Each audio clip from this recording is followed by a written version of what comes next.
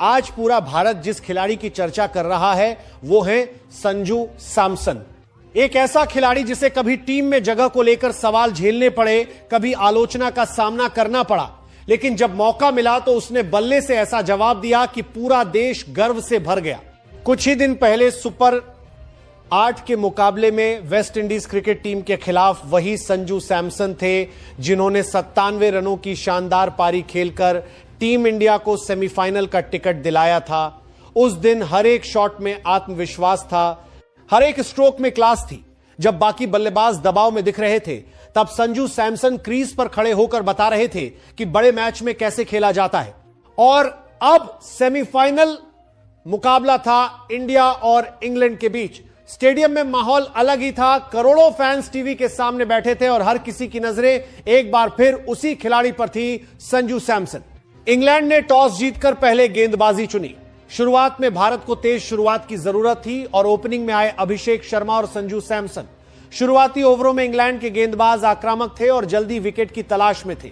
अभिषेक शर्मा ज्यादा देर क्रीज पर टिक नहीं पाए और सिर्फ 9 रन बनाकर आउट हो गए। उस वक्त थोड़ा दबाव जरूर था, लेकिन दूसरी तरफ खड़े संजू सैमसन बिल्कुल अलग मूड में दिख रहे थे। उनका बैट बोल रहा था और हर शॉट इंग्लैंड के गेंदबाजों को जवाब दे रहा था। फिर क्रीज पर आए ईशान किशन। दोनों ने मिलकर रन गति को तेज कर दिया। चौके, छक्के और शानदार स्ट्रोक्स। इंग्लैंड के गेंदबाज समझ ही नहीं पा रहे थे कि लाइन और लेंथ कहां रखें। लेकिन मैच का सबसे बड़ा मोड़ तब आया जब संजू सैमसन 13 रन पर खेल रहे थे। इंग्लैंड को एक आसान मौका मिला। गेंद हवा में गई और कैच का मौका था इंग्लैंड के कप्तान हैरी ब्रूक के पास। अगर वो कैच पकड़ लेते तो शायद कहानी कुछ और होती, शायद मैच का रुख वहीं बदल जाता। लेकिन किस्मत ने उस दिन कुछ और ही तय कर रखा था। हैरी ब्रूक के हाथों से वो कैच छूट गया और संजू सैमसन को मिल गया जीवन दान। क्रिकेट में अक्सर कहा जाता है कि बड़े खिलाड़ियों को अगर एक मौका मिल जाए तो वो मैच छीन लेते हैं, और संजू सैमसन ने ठीक वही किया। उसके बाद जो हुआ वो देखने लायक था। संजू सैमसन ने जैसे गियर ही बदल दिया। हर ओवर में बाउंड्री, हर गेंद पर दबाव इंग्लैंड के गेंदबाजों पर। Cover drive, pull shot, straight drive, हर तरफ गेंद बाउंड्री लाइन के बाहर जा रही थी। इंग्लैंड की फील्डिंग बिखरने लगी और भारतीय फैंस का उत्साह बढ़ता गया। स्टेडियम में हर शॉट के साथ इंडिया इंडिया की आवाज गूंजने लगी।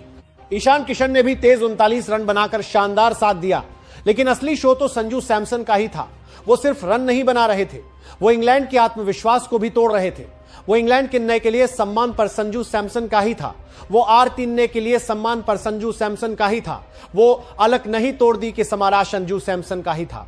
एक समय जो खिलाड़ी 13 रन पर आउट हो सकता था, वही खिलाड़ी अब मैच का हीरो बन चुका था। चौके और छक्कों की बारिश करते हुए संजू सैमसन ने अपनी पारी को 80 के पार पहुंचा दिया।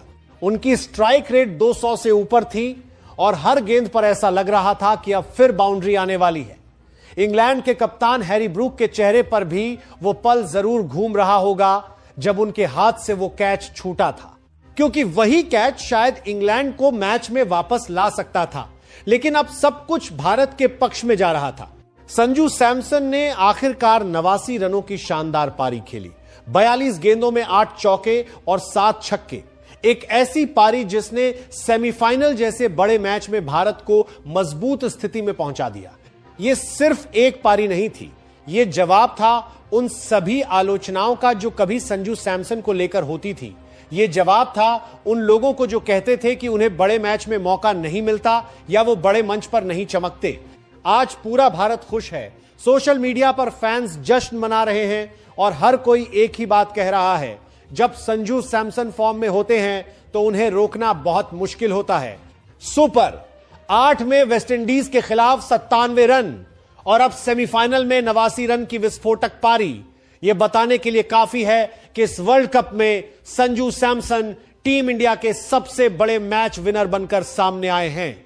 और शायद यही क्रिकेट की खूबसूरती है। कभी एक कैच छूटता है और वही पल पूरे मैच की कहानी बदल देता है। आज अगर भारतीय फैंस खुश हैं तो उसकी सबसे बड़ी वजह है संजू सैमसन की वो शानदार बल्लेबाजी जिसने सेमीफाइनल को यादगार बना दिया। अब देखना यह होगा कि क्या टीम इंडिया इस मैच को जीतकर फाइनल में पहुंचती है। लेकिन एक बात तो तय है, इस मैच में संजू सैमसन की यह पारी हमेशा याद रखी जाएगी, क्योंकि ये सिर्फ रन नहीं थे, ये आत्मविश्वास था